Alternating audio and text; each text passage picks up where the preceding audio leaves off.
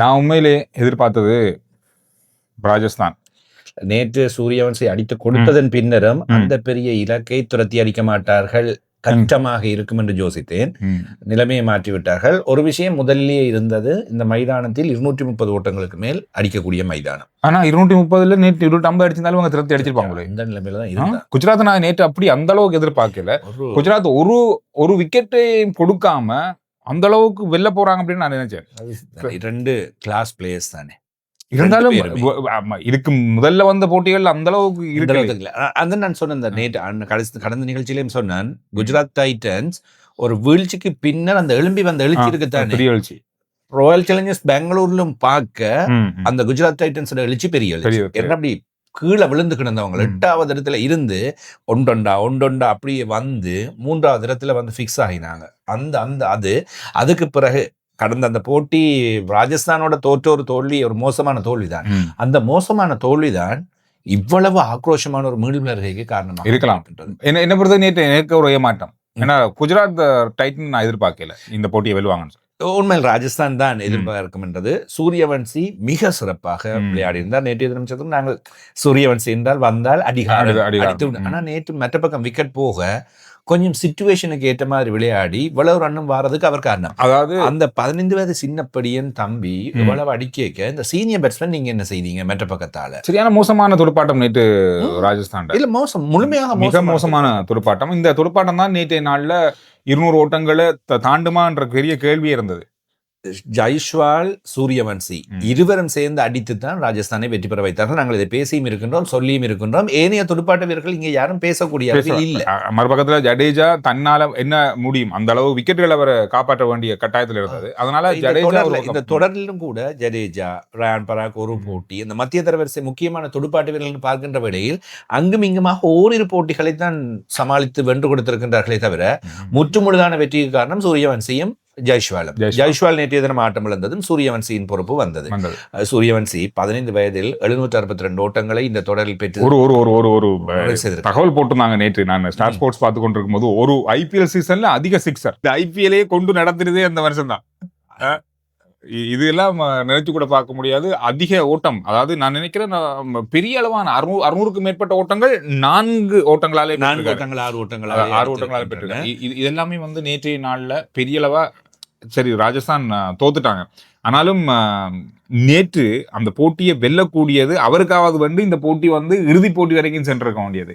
ஆனா அது மற்ற அனுபவம் வாய்ந்த வீரர்களாலே கைவிடப்பட்டது.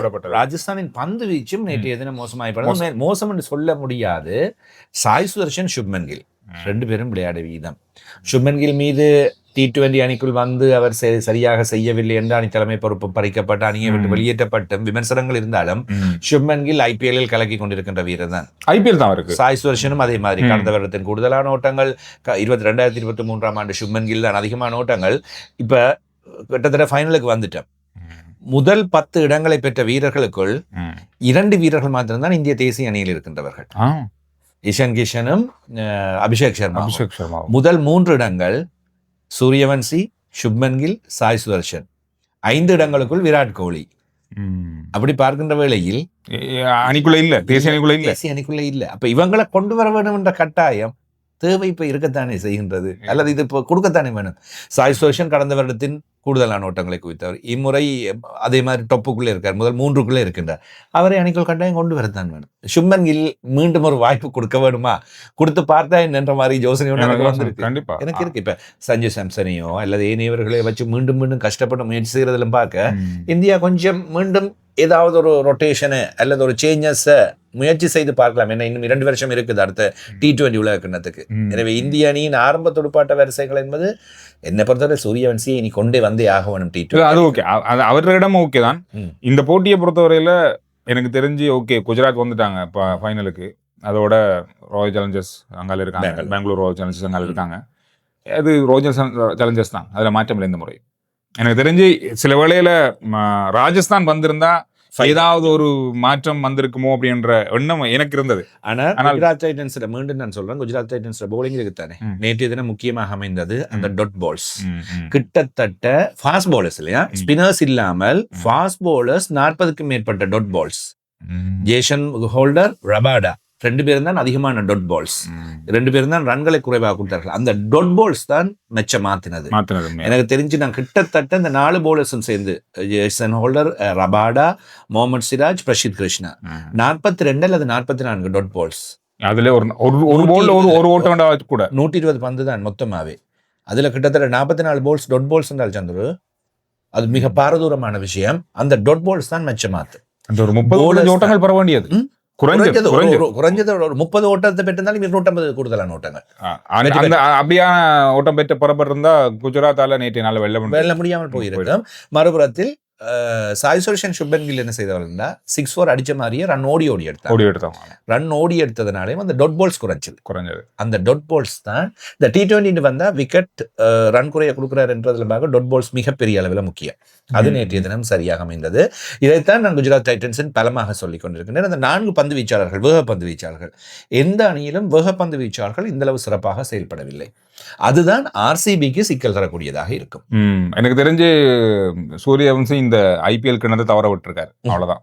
அவரால் இல்ல, அவர் அணியால தவற விடப்பட்டார். உண்மையிலே இந்த கிண்ணம் அவங்களுக்கு கிடைத்திருக்குமோ அப்படின்னு எனக்கு ஒரு ஐடியா இருந்துச்சு. நேற்றைய போட்டியை வென்றிருந்தா நாளைக்கு நடக்க போற இறுதி போட்டியில ஏதோ ஒரு வகையில மாற்றங்கள் நடந்திருக்கலாம்.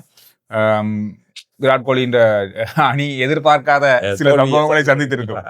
RCB ஒரு ரெஸ்டோட வர்றாங்க.